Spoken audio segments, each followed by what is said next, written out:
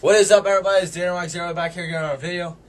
And this is my video response, again, to freaking Yeah 88's video awards, my Slammy Awards, to the superstar slash matches slash whatever in the year 2010. My opinion, who is Diva of the Year? What was the mark out moment? Who is Superstar of the Year? What was the match of the year and show of the year and promo of the year? Well, here's my opinion. Before I get started, this is only WWE only, because I don't watch ROH very much. I watched it like 4 times this year, and I stopped watching TNA back in May. To tell you the truth, I haven't caught up with TNA. I have no idea who's the champ. Last time I watched it, I think Rob Van Dam won it. So, obviously a lot happened there. Anyways, I got a new book, Broken Hearts, Life and Death of Owen Hart. This is the most emotional book I have ever read. It is just a phenomenal book, and you will cry during the whole story. It is amazing. Alright, anyways, here's my Slammies for the year 2010. Diva of the Year. Now, women's wrestling in the WWE is non-existent, but there's a few divas out there that stick out and work their butts off to at least try. I have 3 nominees for this: Michelle McCool, Natalya, and Eve. I have to give it to Natalya. Because Natalya, she was the manager of the tag team, then she finally got to wrestle. She turned face, you know, and then she wins the title. And when she won the title, they made it a big deal, apparently. I don't like Michelle McCool because she's on the spotlight because of her husband, The Undertaker. Anyways, most improved, the breakout star of the year. Which superstar went from a mid-carder, basically, to a main eventer? And the most improved, the breakout superstar, I'd say, is The Miz. Because The Miz started out, you know, he was getting their mic work, and he was a great mic worker. Almost as good as Punk. And, you know, he went out there, he put his heart out, and then he wins Money in the Bank. He cashes in on Randy Orton the day after Survivor Series and wins the title. He was made in that one night. However, I don't like the way they're treating him as champion right now. I mean, he almost lost to Jerry the King Lawler in a ladder match. And then he lost to Jerry Lawler again. So, best DVD release. 2 nominees. Chris Jericho DVD and the Best of Raw 1993 and 1994. I have to go with the Best of Raw. It has the packaging, it has, oh my god, the footage on this DVD is truly amazing. I hope WWE continues on this series and decides to do the 1995 and 1996 year, because that would be amazing.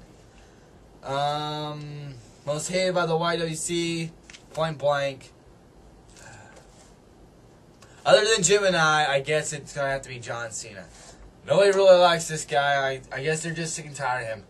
Overrated wrestler. I have to give it to Batista. I was going to give it to Randy Orton, but now I'm thinking it has to be Batista. I just don't see the guy. His heel run was... Basically, I saw him as a crybaby. I hated him. I hated his heel run. Anyways, most underrated wrestler is the wrestler I think is the most underrated was I think it's Kofi Kingston. Before I was thinking of, yeah, I'm going with Kofi Kingston. He is a great wrestler. He really is. Feud of the year.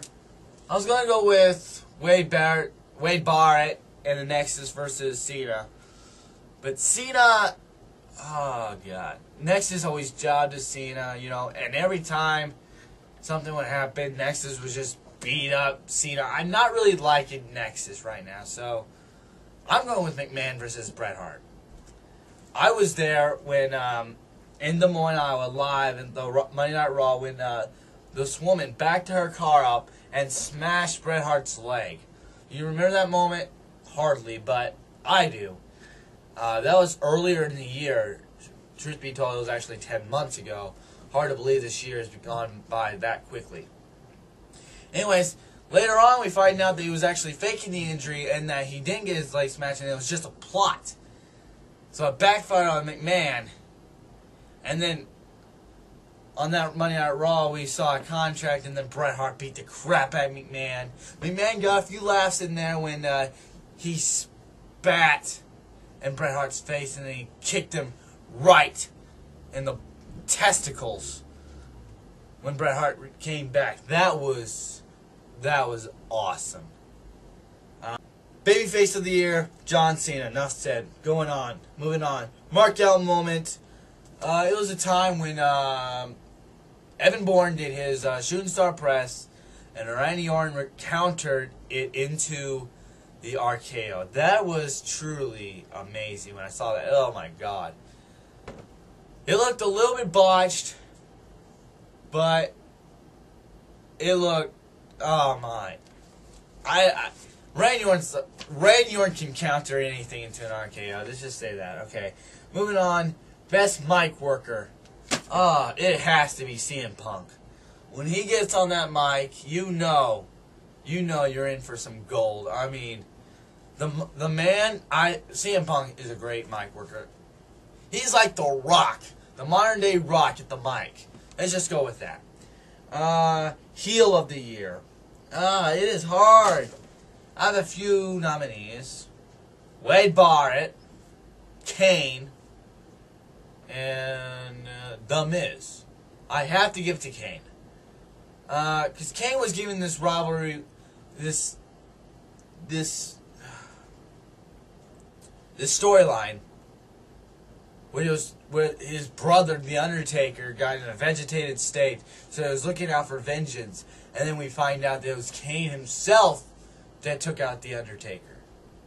We saw it coming, but man, it was great. Alright, moving on. Show of the year, WrestleMania. Enough said. It had the best matches, I think, and people overlook it. I think it was a great WrestleMania. Promo of the year, there's a tons to think about. I'm going to leave that one blank. But a nominee, a notable mention is the SmackDown after SummerSlam when Kane came out. The week after Money in the Bank.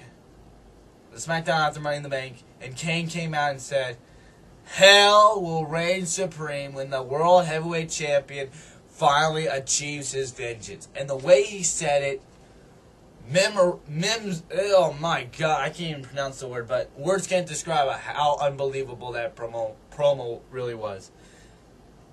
It made you believe that he was made. He finally made it. Match of the year, Undertaker versus Shawn Michaels. Do I have to go any in depth with it? In my opinion, I think it's way better than the match at WrestleMania 25 that they had. This one had more emotion to it. And, oh God. Superstar of the year, it's Kane. It has to be Kane. Because when Kane won the Money in the Bank and cashed it in on Rey Mysterio and won the title, you realized at that time he came. And he finally arrived. And he wasn't like Jack Swagger where they gave him the belt and made him a jobber. No.